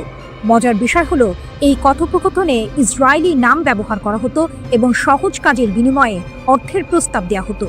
যদি কেউ আগ্রহ দেখাতো, তাহলে তাদের পেপ্যাল বা ক্রিপ্টোকারেন্সির মাধ্যমে টাকা নেওয়ার জন্য একটি অ্যাপ সেট আপ করার পরামর্শ দেওয়া হতো। 29 সেপ্টেম্বর গ্রেপ্তার হওয়া এক সন্দেহভাজনের ঘটনা ছিল চমকপ্রদ। তাকে একটি পার্কে গিয়ে একটি কালো ব্যাগ পুঁতে রাখা হয়েছে কিনা তা পরীক্ষা করতে বলা হয়েছিল। ব্যাগটি ছিল না, কিন্তু নিয়োগকারী একটি ভিডিও পাঠিয়ে তা প্রমাণ করেছিল এবং তাকে $1000 মার্কিন দেওয়া হয়েছিল। এরপর তাকে লিফলেট বিতরণ, পোস্টার লাগানো বা গ্রাফিতি স্প্রে করার মতো কাজ দেওয়া হয়েছিল, যার বেশিরভাগই ছিল ইসরায়েলি প্রধানমন্ত্রী বেনিয়ামিন নেতানিয়াহুর বিরুদ্ধে অবমাননাকর স্লোগান। এরপর এলো আরও সংবেদনশীল কাজ, ছবি তোলা। আজারবাইজান বংশোদ্ভূত এক ইসরায়েলিকে দেশের বিভিন্ন স্পর্শকাতর স্থাপনার ছবি তোলার জন্য ভাড়া করা হয়েছিল। এমনকি এই কাজকে সে পারিবারিক ব্যবসায় পরিণত করেছিল। সে তার আত্মীয়দের হাইফা বন্দরের সুবিধাগুলোর ছবি তুলতে সাহায্য করেছিল, যা পরে ইরানি ক্ষেপণাস্ত্রের আঘাতে ক্ষতিগ্রস্ত হয়। ৭২ বছর বয়সী মরতে চাই মতি মামান এর ঘটনাটি ছিল আরও নাটকীয়। তার অর্থের প্রয়োজন ছিল এবং তুরস্কের দুই ব্যবসায়ী ভাইয়ের মাধ্যমে তার পরিচয় হয় এডি নামের এক ইরানি ব্যবসায়ীর সাথে। এডি শুকনো ফল এবং মশলা আমদানি করত। মামানকে সাইপ্রাস হয়ে সামান্দাগে উড়ে যেতে বলা হয়। এরপর তাকে তুরস্কের ইউকসেকোভা শহরে নিয়ে যাওয়া হয়, যেখানে সে একটি হোটেলে ছিল। এডি মামানকে জানায় যে ইসরায়েলিদের ইরানে পাচার করার একটি উপায় আছে। মামান রাজি হয় এবং একটি ট্রাকে লুকিয়ে ইরানে প্রবেশ করে। সেখানে এডি এবং একজন দ্বিতীয় ইরানি কর্মকর্তা মামানের সাথে একটি বিলাসবহুল হোটেলে দেখা করে এবং 3টি কাজের জন্য তাকে হাজার হাজার ডলারের প্রস্তাব দেয়। ইসরায়েলের নির্দিষ্ট স্থানে টাকা বা বন্দুক রেখে আসা, জনাকীর্ণ স্থানের ছবি তোলা এবং অন্যান্য এজেন্টদের হুমকি দেয়া, যারা শত্রুতাপূর্ণ মিশন পরিচালনার জন্য ইরান থেকে তহবিল পেয়েছিল, কিন্তু আসলে তাদের মিশন সম্পাদন করেনি।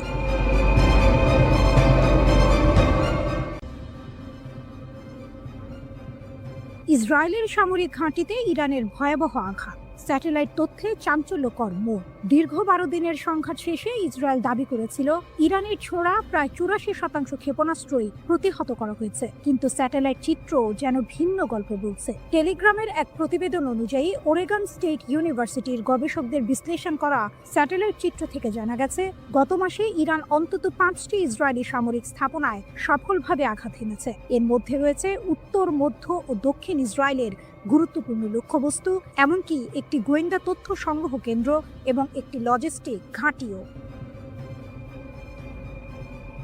রাডার স্যাটেলাইট ডেটা, লুকানো সত্যের উন্মোচন। এক চাঞ্চল্যকর তথ্য উঠে এসেছে রাডার স্যাটেলাইট ডেটার ভিত্তিতে। এই ডেটা ক্ষেপণাস্ত্র হামলার সাথে সামঞ্জস্যপূর্ণ বিস্ফোরণের ক্ষয়ক্ষতি স্পষ্টভাবে চিহ্নিত করেছে। ইসরায়েলি সামরিক বাহিনী কঠোর সেন্সরশিপ আইনের কারণে এই হামলার তথ্য আগে প্রকাশ করেনি। এমনকি যোগাযোগ করা হলে ইসরায়েলি সেনাবাহিনী এই বিষয়ে কোনো মন্তব্য করতে অস্বীকৃতি জানিয়েছে। ইসরায়েলি সামরিক সেন্সরশিপ আইন সক্রিয় সংঘাতের সময় সংবেদনশীল নিরাপত্তা তথ্য প্রকাশে কঠোর বিধিনিষেধ আরোপ করে, যা এই গোপনীয়তার মূল কারণ। বিমান প্রতিরক্ষা ব্যবস্থার দুর্বলতা, কৌশলগত বিপর্যয়। টেলিগ্রাফের প্রতিবেদন আরও বলছে, সংঘাতের প্রথম 8 দিনে ইরানের ক্রমবর্ধমান সংখ্যক ক্ষেপণাস্ত্র ইসরায়েলের বহুল আলোচিত বিমান প্রতিরক্ষা ব্যবস্থায় সফলভাবে প্রবেশ করেছে। বিশ্লেষকরা মনে করছেন সীমিত ইন্টারসেপ্টর ক্ষেপণাস্ত্র সরবরাহ, ইরানের আরও উন্নত প্রযুক্তি অথবা আক্রমণ কৌশলের পরিবর্তনের কারণে এটি ঘটেছে। ইরান ইসরায়েলের বিমান প্রতিরক্ষা ব্যবস্থাকে পরাজিত করার জন্য এক অভিনব কৌশল ব্যবহার করেছে, সমন্বিত ড্রোন এবং ক্ষেপণাস্ত্র হামলা। এই কৌশল অনুযায়ী আত্মঘাতী ড্রোনগুলো প্রথমে নিক্ষেপ করা হয়, যা ইসরায়েলি প্রতিরক্ষা ব্যবস্থাকে ব্যস্ত ও বিভ্রান্ত করে তোলে। যখন প্রতিরক্ষা ব্যবস্থা ড্রোনগুলোকে প্রতিহত করতে ব্যস্ত থাকে, তখন মূল ক্ষেপণাস্ত্রগুলো সফলভাবে লক্ষ্যবস্তুতে আঘাত হানে। নাম প্রকাশ না করার শর্তে টেলিগ্রাফকে একজন জ্যেষ্ঠ ইরানি কর্মকর্তা বলেছেন, এই ড্রোন ব্যবহার ছিল ইসরায়েলি প্রতিরক্ষা ব্যবস্থাকে পরাস্ত করার একটি ইচ্ছাকৃত কৌশল। ড্রোন নিক্ষেপের মূল লক্ষ্য হলো তাদের সিস্টেমগুলোকে ব্যস্ত রাখা, ওই কর্মকর্তা বলেন। সংঘাতের অপ্রত্যাশিত বাঁক, ইরানের প্রতিশোধ ও মার্কিন যুক্তরাষ্ট্রের হস্তক্ষেপ। 13 জুন ইসরায়েলি সরকার ইরানের বিরুদ্ধে বেআইনি আগ্রাসন শুরু করে, যার ফলে অনেক জ্যেষ্ঠ কমান্ডার, পারমাণবিক বিজ্ঞানী এবং সাধারণ নাগরিক নিহত হন। এর প্রতিক্রিয়ায় ইরান 24 ঘন্টারও কম সময়ের মধ্যে ক্ষেপণাস্ত্র ও ড্রোন হামলা চালিয়ে প্রতিশোধ নেয়। এরপর ট্রু প্রমিস ট্রি এর অধীনে ধারাবাহিক প্রতিশোধমূলক অভিযান চালানো হয়। যুদ্ধ আরও তীব্র হয় যখন 22 জুন মার্কিন যুক্তরাষ্ট্র ইসরায়েলের পক্ষে যুদ্ধে প্রবেশ করে। মার্কিন বোমারু বিমান আন্তর্জাতিক আইন লঙ্ঘন করে 3টি ইরানি পারমাণবিক স্থাপনায় আঘাত হানে। এর জবাবে ইরান আত্মরক্ষার জন্য কাতারের আল উদেইদ বিমান ঘাঁটিতে ক্ষেপণাস্ত্র হামলা চালায়, যা পশ্চিম এশিয়ার বৃহত্তম মার্কিন সামরিক বিমান ঘাঁটি। অবশেষে যুদ্ধবিধ্বস্ত ইসরায়েলি সরকার 24 জুন একতরফাভাবে একটি যুদ্ধবিরতি চুক্তি মেনে নিতে বাধ্য হয়।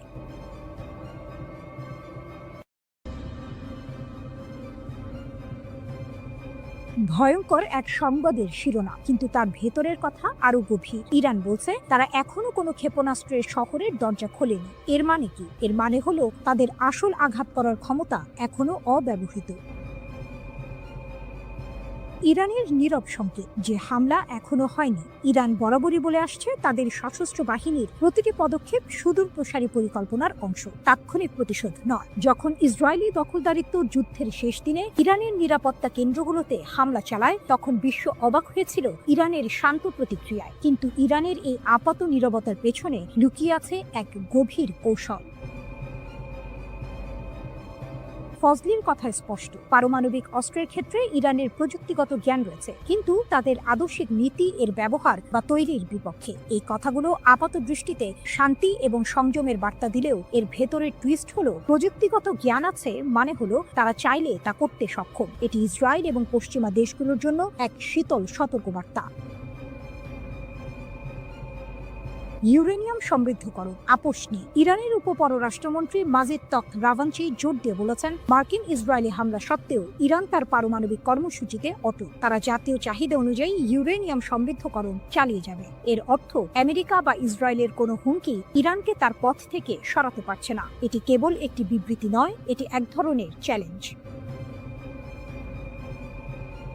তখত রাভাঞ্চি বলেছেন, ইরান সংলাপের জন্য উন্মুক্ত, কিন্তু এখানেও আছে একটি বড় শর্ত। ভবিষ্যতের আলোচনার জন্য আমেরিকার পক্ষ থেকে বিশ্বাসযোগ্য গ্যারান্টি প্রয়োজন। ইরান চায় আমেরিকা তাদের বোঝাক যে আলোচনার সময় তারা সামরিক শক্তি ব্যবহার করবে না। এটি ইরানের পক্ষ থেকে একটি কড়া বার্তা। যদি আমেরিকা ইরানের বিশ্বাস অর্জন করতে না পারে, তাহলে আলোচনার কোনো সম্ভাবনাই নেই। এই শর্তটি অত্যন্ত গুরুত্বপূর্ণ, কারণ এটি স্পষ্ট করে দিচ্ছে যে ইরান শুধুমাত্র কথার কথা নয়, কাজের প্রমাণ চাইছে। আসল টুইস্ট হলো, ইরান যখন বলছে তারা এখনো কোনো ক্ষেপণাস্ত্র শহরের দরজা খোলেনি, তার মানে হলো তাদের প্রকৃত সামরিক সক্ষমতা এখনো অব্যবহৃত। তারা তাৎক্ষণিক প্রতিক্রিয়া দেখাচ্ছে না, কারণ তাদের পরিকল্পনা দীর্ঘমেয়াদী। তারা হয়তো এমন একদিনের জন্য অপেক্ষা করছে যখন তাদের আঘাত হবে অপ্রতিরোধ্য। পারমাণবিক অস্ত্রের প্রযুক্তিগত জ্ঞান থাকা সত্ত্বেও তা ব্যবহার না করার কথা বলা, কিন্তু ইউরেনিয়াম সমৃদ্ধকরণ চালিয়ে যাওয়া, এই দুয়ের মধ্যে একটি সূক্ষ্ম টানাপোড়েন রয়েছে। ইরান হয়তো বোঝাতে চাইছে যে তাদের ক্ষমতা আছে, কিন্তু তারা তা সংযত রাখছে। এই সংযমই তাদের সবচেয়ে বড় কৌশলগত অস্ত্র। তারা সংলাপের জন্য উন্মুক্ত, কিন্তু শর্ত দিচ্ছে আমেরিকার বিশ্বাসযোগ্যতার উপর। এর মানে ইরান দুর্বল নয়, বরং তারা চাইছে শক্তিশালী অবস্থানের ভিত্তিতে আলোচনা করতে। আগামী দিনে এই পরিস্থিতি কোন দিকে মোড় নেয় তা দেখার জন্য বিশ্ব অধীর আগ্রহে অপেক্ষা করছে। ইরান বলছে ইসরায়েলের সাথে যুদ্ধে ব্যবহৃত ক্ষেপণাস্ত্র শক্তির মাত্র 1/4। ব্রিগেডিয়ার জেনারেল আলী ফজলি দাবি করেছেন, সেজ্জিল ক্ষেপণাস্ত্র ইসরায়েলকে অবাক করে দিয়েছিল। তিনি জানিয়েছেন, ইরান বছরের পর বছর ধরে শত্রুর সাথে যে কোনো সম্ভাব্য সংঘর্ষের জন্য প্রস্তুতি নিচ্ছে।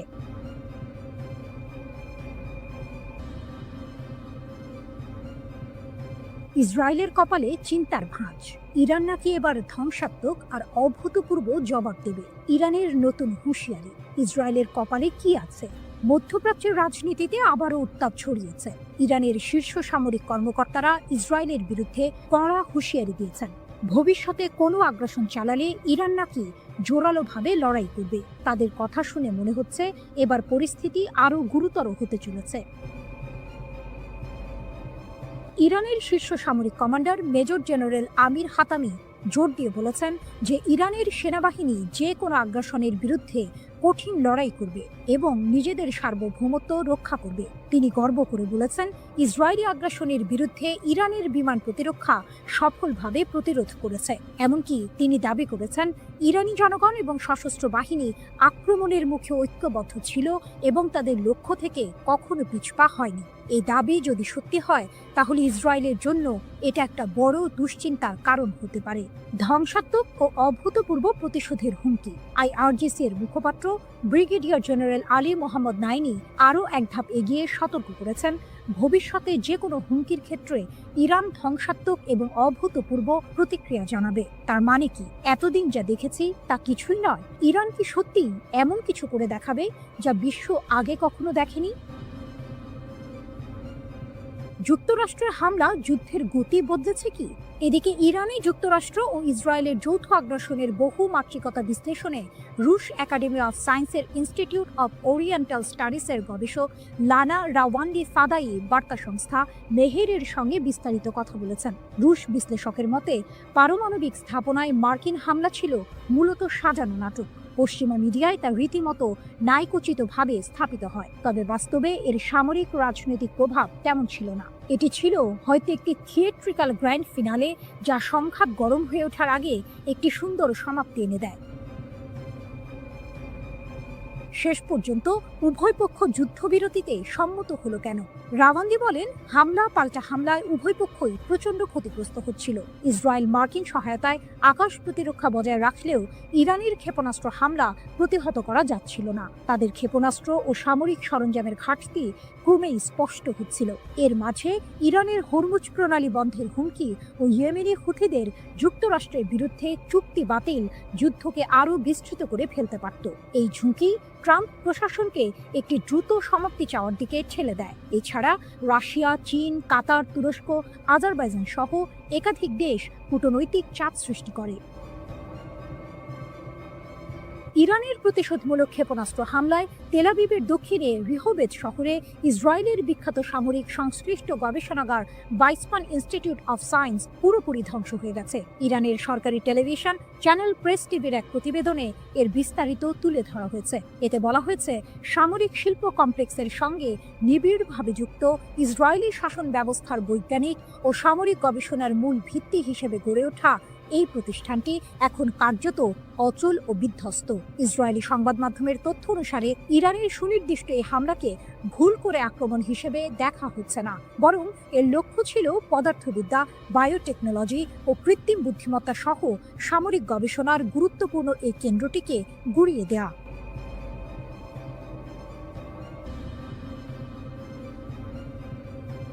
গরম খবর, আবারও উত্তপ্ত মধ্যপ্রাচ্য। ইসরায়েল যদি ফের কোনো ভুল করে তাহলে নাকি আরো কঠিন থাপ্পড় খাবে, এমনটাই হুমকি দিলেন ইরানের শীর্ষ জেনারেল আব্দুর রহিম মুসাভি। শুনে মনে হচ্ছে এবার বুঝি আর ছোটখাটো হুমকি নয়, আসল যুদ্ধের দামামা বাজছে। লেবাননের একটি টিভি চ্যানেলে দেওয়া সাক্ষাৎকারে ইরানের সশস্ত্র বাহিনীর প্রধান major general Abdur Rahim Musavi সরাসরি হুমকি দিয়েছেন ইসরায়েলকে। তার কথা পরিষ্কার, গত মাসে ইসরায়েল আর আমেরিকার হামলার জবাবে ইরান নাকি তাদের সব শক্তি ব্যবহার করেনি, অর্থাৎ যা হয়েছে তা নাকি ছিল শুধুই ট্রেলার। যদি ইসরায়েল আবার একই ভুল করে তাহলে ইরান জাতি আর তাদের সেনাবাহিনী নাকি ইসরায়েলকে আরো কঠিন থাপ্পড় দেবে। 13ই জুন ইসরায়েল বিনা প্ররোচনায় ইরানের উপর হামলা চালায়। সেই হামলায় সামরিক কমান্ডার থেকে শুরু করে পরমাণু বিজ্ঞানী, এমনকি সাধারণ মানুষও মারা যান। এর এক সপ্তাহ পর যুক্তরাষ্ট্র যুদ্ধে নেমে পড়ে। আন্তর্জাতিক আইন, জাতিসংঘ সনদ সবকিছু তোয়াক্কা না করে তারা ইরানের 3টি পরমাণু স্থাপনায় বোমা হামলা চালায়। যখন ইসরায়েল আর যুক্তরাষ্ট্র হামলা চালাচ্ছে তখন কি ইরান চুপচাপ বসেছিল? মোটেও না। প্রতিশোধ হিসেবে ইরানের সশস্ত্র বাহিনী ইসরায়েলের দখলে থাকা কৌশলগত স্থাপনাগুলোতে আঘাত হানে। এখানেই শেষ নয়, পশ্চিম এশিয়ার সবচেয়ে বড় মার্কিন সামরিক ঘাঁটি কাতারের আল উদেইদ মার্কিন ঘাঁটিকেও তারা টার্গেট করে। এটা শুনে নিশ্চয়ই অনেকেই অবাক হচ্ছেন। ইরান এতদিন ধরে শুধু হুমকি দিয়ে আসছিল, কিন্তু এবার তারা সরাসরি পাল্টা হামলা চালিয়েছে। 24 জুন ইরান সফলভাবে প্রতিশোধমূলক অভিযান চালিয়ে ইসরায়েল এবং যুক্তরাষ্ট্রের হামলা বন্ধ করতে সক্ষম হয়। শীর্ষ জেনারেলের দাবি, ইসরায়েল নাকি যুদ্ধবিরতির জন্য অনুরোধ করতে বাধ্য হয়েছিল যাতে তারা নিজেদের গুছিয়ে নিতে পারে। এই তথ্য যদি সত্যি হয় তাহলে পরিস্থিতি কিন্তু আরো ঘোলাটে, কারণ এতদিন আমরা যা জেনে এসেছিলাম তার চেয়ে আসল চিত্রটি হয়তো আরো ভিন্ন। যুক্তরাষ্ট্রের প্রত্যক্ষ সমর্থনেই মূলত ইরানে হামলা চালায় যুদ্ধবাজ ইসরায়েল। তবে পরের দিকে এই আগ্রাসন প্রবল প্রতিরোধের মুখে পড়ে এবং শেষ পর্যন্ত আন্তর্জাতিক কূটনীতির মাধ্যমে একটি যুদ্ধবিরতিতে পৌঁছায়। অপ্রকাশিত ক্ষমতা ও নতুন পর্যায়। মেজর জেনারেল মুসাভি আরও সতর্ক করেছেন, যদি যুদ্ধ দীর্ঘায়িত হয় এবং একটি নতুন পর্যায়ে প্রবেশ করে, তাহলে ইসরায়েল নাকি ইরানের এমন ক্ষমতা দেখতে পাবে যা এখনো কাজে লাগানো হয়নি। অর্থাৎ ইরান নাকি তাদের আসল শক্তি এখনো দেখায়নি। তিনি এটাও বলেছেন, বছরের পর বছর ধরে ইসরায়েল আর তাদের সমর্থকরা ইরানের ওপর আঘাত হানার জন্য শক্তি সঞ্চয় করে আসছে। তাদের উদ্দেশ্য হলো পরমাণু ইস্যুকে অজুহাত হিসেবে ব্যবহার করে ইরানকে বিভক্ত করা। কিন্তু ইরান তাদের মৌলিক নীতি থেকে কখনো সরে আসবে না, যার মধ্যে ফিলিস্তিন ও তাদের জনগণের প্রতি সমর্থনও রয়েছে। তাহলে কি ইসরায়েল আর ইরান আবারও একটি বড় যুদ্ধের দিকে এগোচ্ছে?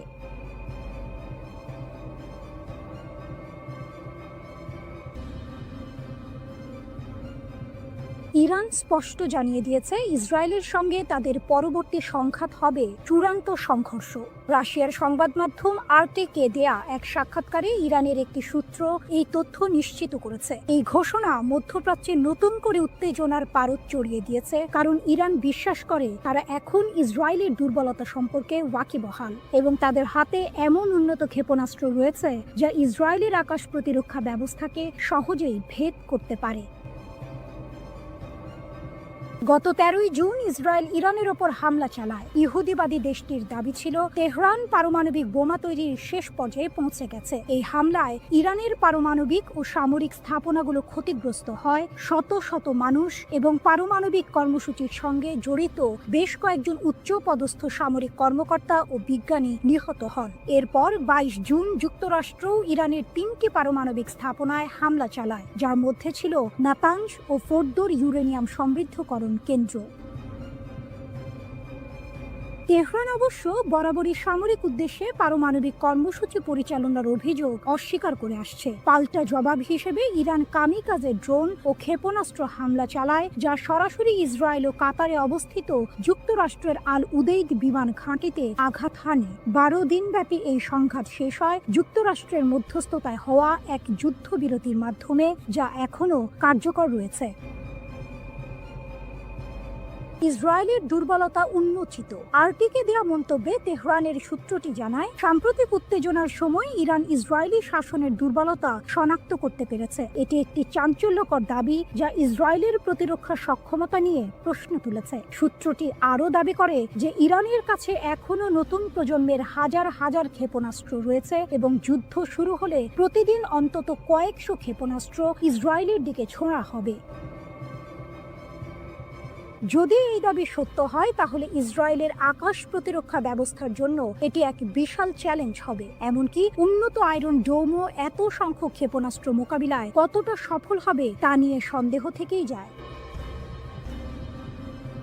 এই সংঘাতের জন্য ইরান শুধু সামরিকভাবেই প্রস্তুত নয়, বরং অভ্যন্তরীণ সমর্থনও পাচ্ছে বলে দাবি করা হয়েছে। সূত্রটি জানায়, দেশের জনগণ এবং প্রবাসী ইরানিদের কাছ থেকে সরকার অভূতপূর্ব সামাজিক সমর্থন পাচ্ছে। এটি নিঃসন্দেহে তেহরানের আত্মবিশ্বাস বাড়াচ্ছে। যদিও ইরান জানে যে যে কোনো সংঘাতে যুক্তরাষ্ট্র ইসরায়েলের পাশে দাঁড়াবে, তবুও তেহরান এই চ্যালেঞ্জ মোকাবিলা করতে প্রস্তুত বলেও উল্লেখ করা হয়েছে। খামেনির দাবি ও ট্রাম্পের হুঁশিয়ারি। ইরানের সর্বোচ্চ নেতা আয়াতুল্লাহ আলী খামেনি তার সামরিক জবাবের বিষয়ে বলেন, ইসরায়েলি রাষ্ট্র কার্যত ধ্বংসপ্রাপ্ত ও নিষ্ক্রিয় হয়ে পড়েছিল। তার মতে, যুক্তরাষ্ট্রের হস্তক্ষেপ না হলে ইহুদিবাদী শাসন পুরোপুরি ধ্বংস হয়ে যেত।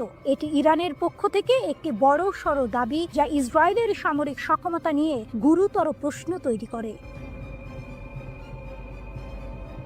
অন্যদিকে যুক্তরাষ্ট্রের প্রেসিডেন্ট ডোনাল্ড ট্রাম্প হুঁশিয়ারি দিয়ে বলেছেন, তেহরান যদি পারমাণবিক কর্মসূচি চালিয়ে যায় বলে যুক্তরাষ্ট্র বিশ্বাস করে, তাহলে আরও হামলা চালানো হবে। ইসরায়েলের প্রধানমন্ত্রী বেনিয়ামিন নেতানিয়াহু ইরানের বিরুদ্ধে আরও হামলার সম্ভাবনা উড়িয়ে দেননি।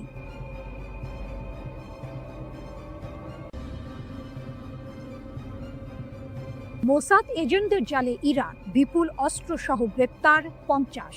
মাত্র 2 সপ্তাহে ইরান 50 জন মোসাদ এজেন্টকে গ্রেপ্তার করে বিশ্বকে চমকে দিয়েছে। ইরানের Islamic Revolutionary Guard Corps IRGC দক্ষিণ পূর্বাঞ্চলীয় সিস্তান ও বালুচেস্তান প্রদেশে এই এজেন্টদের আটক করেছে। শুধু তাই নয়, তাদের কাছ থেকে মার্কিন তৈরি অত্যাধুনিক অস্ত্রশস্ত্র ও সামরিক সরঞ্জাম জব্দ করা হয়েছে। IRGC জানিয়েছে, এই এজেন্টরা ইরানের গুরুত্বপূর্ণ অবকাঠামো অবকাঠামো এবং অর্থনৈতিক কেন্দ্রগুলোতে নাশকতামূলক কর্মকাণ্ড চালানোর পরিকল্পনা করছিল। অস্ত্র পাচারের বিশাল চেষ্টা ব্যর্থ, 22,000 গুলিসহ আটক 3। এই ঘটনার পাশাপাশি ইরানের পশ্চিম লোরেস্তান প্রদেশের পুলিশ সামরিক গোলা বারুদের একটি বিশাল পাচার চক্র ভেঙে দিয়েছে। পোল-ই-দোখতার শহরে একটি অভিযানে 22,000-এরও বেশি কালাশনিকভ গুলি জব্দ করা হয়েছে এবং 3 জন সন্দেহভাজনকে গ্রেপ্তার করা হয়েছে। লোরেস্তানের পুলিশ প্রধান ব্রিগেডিয়ার জেনারেল ইয়াহিয়া এলাহি জানিয়েছেন, পুলিশ গোয়েন্দা ইউনিটগুলো একটি মহাসড়কে 2টি গাড়ির সন্দেহজনক কার্যকলাপ লক্ষ্য করে এই অভিযান শুরু করে। পাচারকারীরা পালিয়ে যাওয়ার চেষ্টা করলেও পুলিশ গুলি চালিয়ে তাদের গাড়ি নিষ্ক্রিয় করে এবং সফলভাবে তাদের আটক করে। ধারণা করা হচ্ছে এই গোলাবারুদ ইরানের পশ্চিমাঞ্চল থেকে লোড করে দেশের দক্ষিণাঞ্চলে পাচারের উদ্দেশ্যে ছিল, যা একটি বৃহত্তর অস্ত্র পাচার নেটওয়ার্কের অংশ। ইসরায়েলের ষড়যন্ত্র নসর, অভ্যন্তরীণ নিরাপত্তা জোরদার। 13 জুন ইরানে ইসরায়েলি হামলার পর থেকে ইরান তাদের অভ্যন্তরীণ নিরাপত্তা জোরদার করেছে এবং বিভিন্ন প্রদেশে গুপ্তচরদের বিরুদ্ধে কঠোর ব্যবস্থা নিচ্ছে। ইরানের বিচার বিভাগের মুখপাত্র আসগর জাহাঙ্গীর ঘোষণা করেছেন, ইসরায়েলি শত্রু ভাবাপন্ন কর্মী এবং গুপ্তচরদের একটি নেটওয়ার্কের মাধ্যমে ইরানের অভ্যন্তরীণ নিরাপত্তাকে ক্ষতিগ্রস্ত করার চেষ্টা করছিল। তাদের লক্ষ্য ছিল সামরিক হামলার পাশাপাশি দেশে বিশৃঙ্খলা ও নাশকতামূলক কর্মকাণ্ড চালানো। জাহাঙ্গীর দৃঢ়তার সাথে বলেছেন যে বিচার বিভাগীয় এবং নিরাপত্তা সংস্থাগুলোর সিদ্ধান্তমূলক পদক্ষেপের কারণে এই সমস্ত ষড়যন্ত্র ব্যর্থ করা হয়েছে। তিনি আরও জানান, বিশ্বাসঘাতকদের বিচার করতে এবং ইসরায়েলের সাথে যুক্ত ভার্চুয়াল অ্যাকাউন্টগুলো ট্র্যাক করার জন্য প্রদেশগুলোতে বিশেষ বিচার বিভাগীয় শাখা খোলা হয়েছে। 12 দিন ধরে চলা সংঘাতে শত শত যুদ্ধ বিমান, সশস্ত্র ড্রোন ও ক্ষেপণাস্ত্র ব্যবহার করে ইরানে হামলা চালিয়েছে ইসরায়েলি সেনাবাহিনী। তবে এই সংঘাতে ইসরায়েলকে সবচেয়ে বেশি সাফল্য এনে দিয়েছে অভিনব একটি কৌশল, আর তা হলো গোপনে ইরানের অভ্যন্তরে ঢুকে সেখান থেকে বিভিন্ন অভিযান পরিচালনা, স্থিরতা ও বাইরের চাপ মোকাবিলায়।